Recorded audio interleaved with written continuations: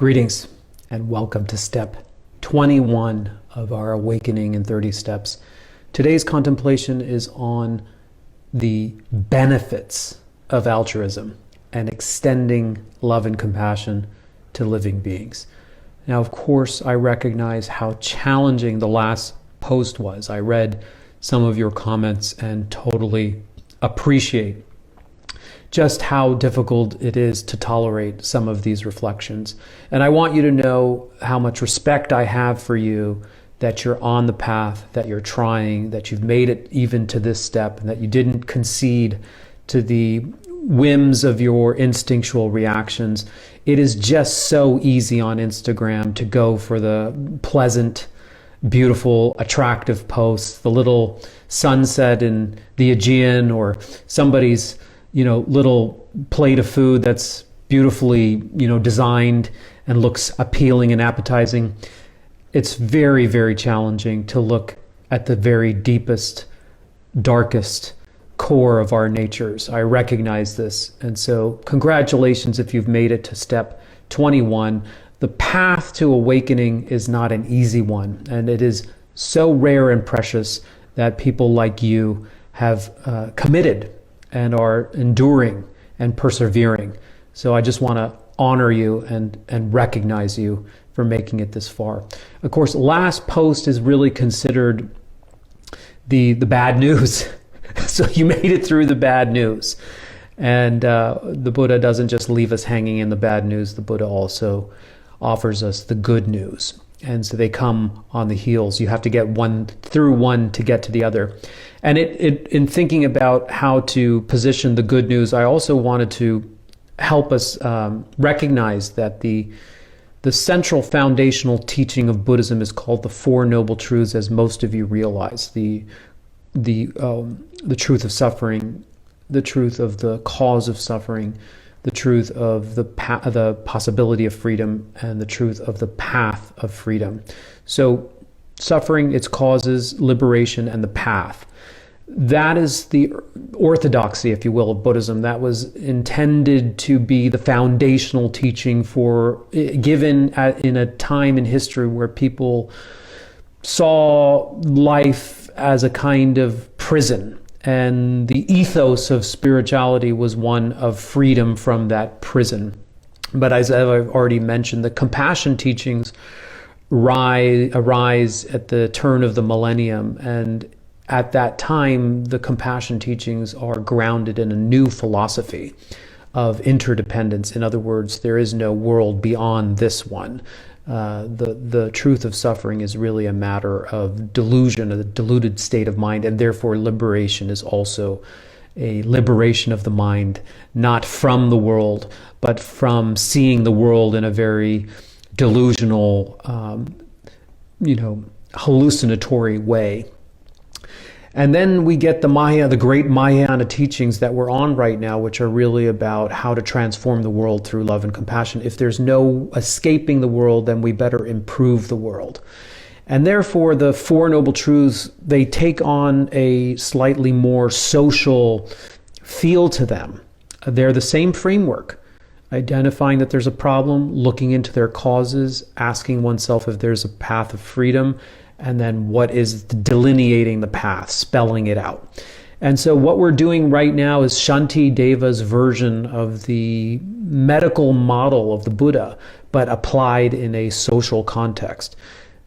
Equalizing self and other, we are all equally afflicted by social impulses and reactions, shame and fear and anger and hostility. And we all feel that we want happiness, but it eludes us. And in these ways, we are all equal. Then he goes into the problem, which was the bad news, which is what we experienced in the last post. The bad news is that all our social afflictions, from the greatest, most grandest problems of the planet, the ecological devastation, to all the social ills that mire us, the economic divide and the prejudice and the violence, they all come from a common root in the human mind, which is the atmagraha that we described last post, the self-clinging nature. And what that reflection, as hard as it is for us to confront that, it puts the cursor back on us. It says there's no special community out there. There's no special tribe. There's no one who gets a free pass on this. Each and every sentient life must take responsibility for the affliction, the root, the mula klesha at the heart of the matter, which is creating suffering. And each of us then has to bound together to create a social infrastructure of support so that each human being can overcome the atmagraha. Each being can be supported by the rest to wake up from the hallucination. So that was the last post. Tough to swallow, but necessary. And so today's post is on the good news. And of course, the good news is contextualized as the last two steps are in a social context.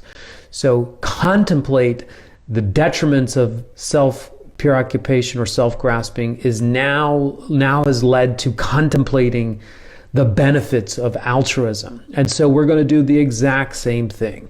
We're going to do the superficial or cursory examination and then look deeper and deeper and deeper into the source. But we're going to flip it on its head so that we're not looking at all the detriments. We're looking at all the successes. So just for a minute, wipe down the whiteboard of our minds, let go of yesterday's post for a second, and now orient your mind to all the successes and the joys of human social interaction.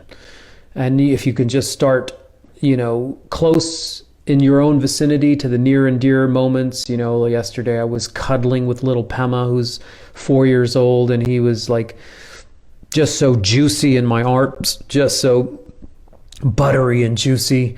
And then I also had had a friend over, and the conversation was so profound and meaningful. And you just can go in steps and steps. And like I met up here in the new house where we are. I met someone who left their job to become an artisanal baker, and someone who had a good corporate job and then decided it wasn't worth it for him. It wasn't feeding him, spiritually nourishing him, and he turned his mind towards like the study and the science of bread making, really artisanal, old school versions of like heritage grains, and waking up at 3-4 in the morning and proofing and getting the bread ready, and just like so beautiful. And then the final products are so beautiful, and he delivers by hand in these beautiful little baskets this bread in the neighborhood.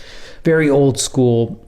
Anyway, I'm asking you to start with the things that uplift you, the joys and the successes. And and in the last post, we took a more extreme example of the corporate greed on Wall Street, or the ecological devastation, or now on Netflix there's a new documentary on the pillaging of the oceans. Let's do the inverse. So, where are the great success stories? Where are there medical breakthroughs? Where there is a technological breakthrough? Where is the Berlin Wall being collapsed? Find those examples. Where has someone, uplifted humanity? Where has someone given someone another shot at an education from a downtrodden situation or an opportunity for growth? Look for those. Those success stories, the ones that uplift us, the ones that not in my example last post that dishearten us about humanity, but uplift us about humanity, make us believe once and again that people are good. There's so many examples of people that make us feel like human beings are, we're really challenged. It's hard to love human beings sometimes. It's hard to love them. And that may be because of the news media focused on just the negative aspects of human interaction. It may be our conditioning from evolution, the negativity bias of the brain. It may be a trauma-averse survival mechanism, maybe a combination, obviously, of all of these things. But the point for today is to grab hold of the good. And you can go from the most, landing a human being on the moon or on Mars, all the way down to the cuddly little moments, to even a sip of your cappuccino that tastes so good, or some of that sweet, sweet bread that I tasted yesterday from my friend who's an artisanal baker. Just the love that it was invested in it was palpable on the tongue. So once you get that example, then trace it down. It didn't just arrive out of nowhere. Nothing arrives out of nowhere. What are its origins? And what we will find is that these moments that seem separate and discrete and freestanding on their own, they are dependently originated. In other words, they are created out of a series of causes and conditions. So just start tracing your mind. This is a little bit like the blueberry reflection we had in a couple posts ago on the reflection of the kindness of the mother beings. It goes to the same place. And what we find is all those examples that we can hold our mind steady on, the examples of success and the examples of human flourishing and the examples of connectivity and the breakthroughs, they all get traced down to a single source, which is the altruism, the compassion, and the love of living beings. And isn't it so true? Listen to how I'm describing the bread that this gentleman was able to make. He could have never derived from his corporate job that level of satisfaction, and the love and the creativity and the interest and the enthusiasm in preserving heritage grains and learning the old art form and hand delivering bread to your neighbors in sweet little baskets, tied with yarn or twine. The thoughtfulness, it's energy, and it's beautiful energy, and it comes from love. It comes from love. Those buttery moments with my son Pema, when we're cuddling, and his sweet little voice, and he's looking up at me, they're so precious and fleeting, but they're just subsumed with love. And these grander moments, these big breakthroughs, these moments where the Berlin Wall are torn down, they are moments that, if you trace them to their origin, are moments of the most sincere expressions of human kindness, affection, love, and compassion. And that is in a way, that's what makes the world turn. That's what turns the world. And so in today's reflection is just to take stock, to take inventory, and to take stock in just what makes us human beings, and makes what is it that makes our social interactions meaningful and successful. It comes from a common origin, just like we can trace all the detriments of all the myriad forms of suffering down to a common origin, the one ring that ruled them all. In today's reflection, the one ring that rules them all the success, is love and compassion. And you think back into your own personal life story, and isn't it true that every moment of your own success didn't come out of isolation? It wasn't you independently laying claim to your moment of success. Your life is possible by the kindness of living beings. Your life is possible. You are the manifestation of compassion. Every moment of joy has its origin traced back to love and compassion. Very deep and very profound understanding. And then just one little other reflection, very short, is that the prior post on the detriments that are traced to the Atmagraha, which are instincts that have been laden and imprinted in consciousness since beginningless time, can only be transformed. They are only transformable because our ultimate nature is love. The real nature is love, just like the Buddha described that suffering wasn't the profound truth that the Buddha discovered. The real truth that he discovered was the Buddha nature, the Buddha potential of openness. The liberation is possible because you are not your instincts, you are not your habits. Your nature is fundamentally free.